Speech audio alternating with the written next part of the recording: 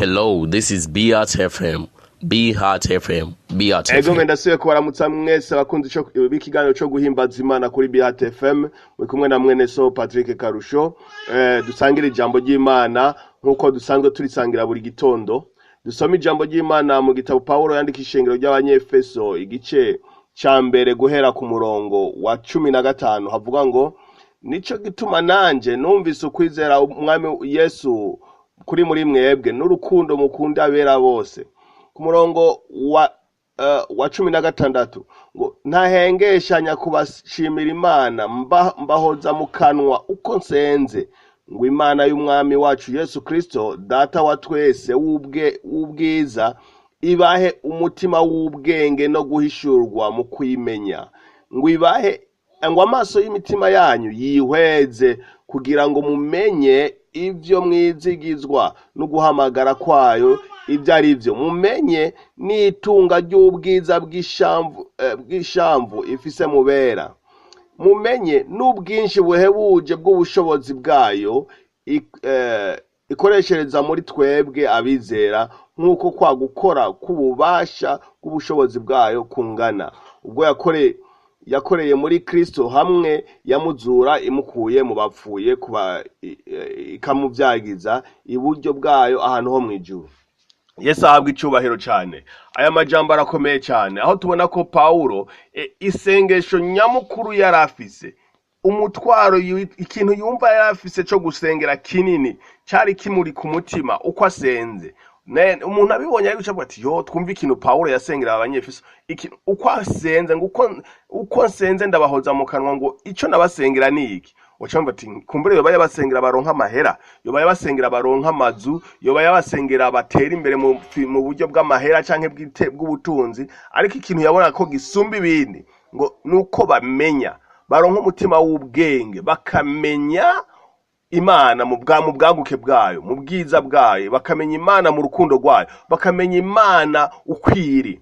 Bene data ijambo rirakomeye kuko iyo umenye neza urukundo rw'Imana, iyo umenye neza uko Imana ari nini, iyo utahuye ugeze ahantu utahura ukuri kw'ijambo ry'Imana ucurushiriza kunesha nayo mahera nayo mazu nayo matungo warondera bizanwa nuko wamenye koko ico Imana iri. Kuko iyo uyimenye ubwoba burahera mu buzima bwawe, iyo wayimenye neza icarico, iyo wamaze gutahura ubwoba burahera mu buzima. Kandi ijambo ry'Imana rivuga ngo uku niko kunesha kwacu no kwizera kwacu. Ukwizera rero kugira kubeho bivanwa nuko wamenye neza ijambo ry'Imana, ukamenya neza ubwishi bw'ubwiza bw'Imana, ukamenya neza ubushobozi bwayo ko bungana, ukamenya neza urukundo rwayo aho rugarukira. Umaze kubimenya neza nta kintu kizosubira kugutera ubwoba. Umaze kubimenya neza ntuzosubira kugwa mu byaha. Umaze kubimenya neza uzogendera mu kwidegembya. Umaze kubimenya neza uzobaho ata kintu kikuganza. Ahandi naho Yesu Kristo yabwiye Abisirayeli ati muzomenya ukuri kandi ukuri kuzobaha kwidegembya. Nukuvuga iyo umenye ukuri no kuvuga ijambo ry'Imana ucuronka kwidegembya. Akarorero umunsi umwe jewe narabayeho nicuza nidoga mbabaye ati jewe nta mavyeyi mfise, papa wanje yarapfuye, mama wanje yarapfuye, nkumva umenga ndapfuye karabaye ubuzima bugiye kumera nabi. Ariko igihe kimwe ndamenya ukuri, ndamenya ijambo ry'Imana yuko Uhoraho Imana yo mwijuru ari wese w'imfuvyi umugabo w'abapfakazi. Iryo jambo umunsi narimenya naciye ndonko kwidegembya, sinasubiye kuba umuja w'ubwoba, sinasubiye kuba umuja w'amaganya kubera iki narimenye ukuri. Mwene data ndakwifuriza kumenya ukuri, kumenya ijambo ry'Imana muri situation yose uba urimwo, muri domaine y'ubuzima bwose, mu karere k'ubuzima, mu gisata c'ubuzima cyose wowe urimwo, uze uramenya iki ijambo ry'Imana rivuga muri ivyo bihe uba urimwo.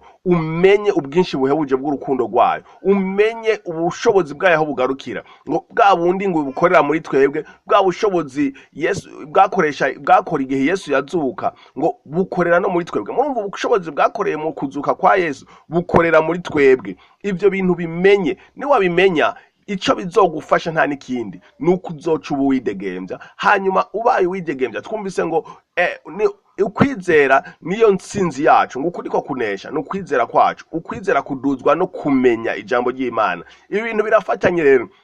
ibi Yesu yavuze ngo muzomenye kuri kandi ukuri kuzobaha kwidegembya, nibi Pawulo yavuze ngo ndabasabira ko mwomenya, ni cya kindi Yesu yari yavuze nyine. Pawulo acavuga ati nta wundi mutwaro ndabafitiye nuko mwomenya Kristo, mukamenya ijambo ryayo, mukamenya iby'ijambo ry'Imana, mukamenya ibi bintu turiko turavuga ibyo ari byo, mukabitahura neza, mugatahura ijambo ry'Imana. Uko muzoritahura niko muzoroshiza kunesha, niko kwizera kwanyu kuzokura, niho intsinzi yanyu izoboneka.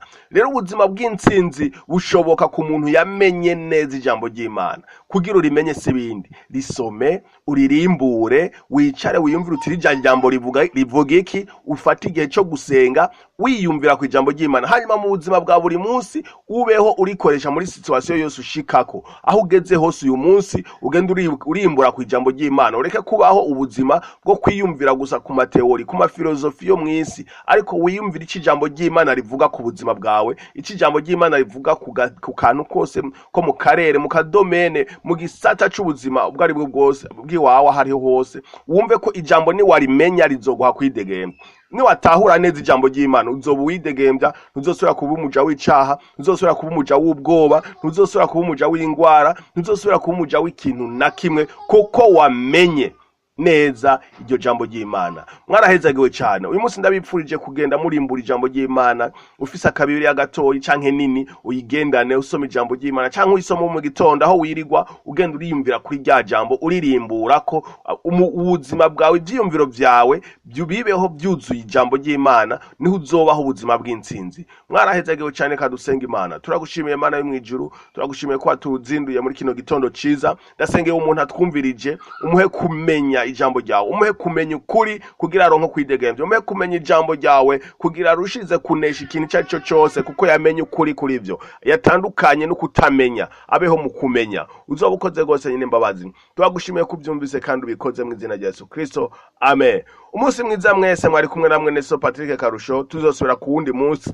mu kiganiro nk'iki nyene. Mwarahezagiwe. Hello, this is Beat FM. Beat FM. Beat FM.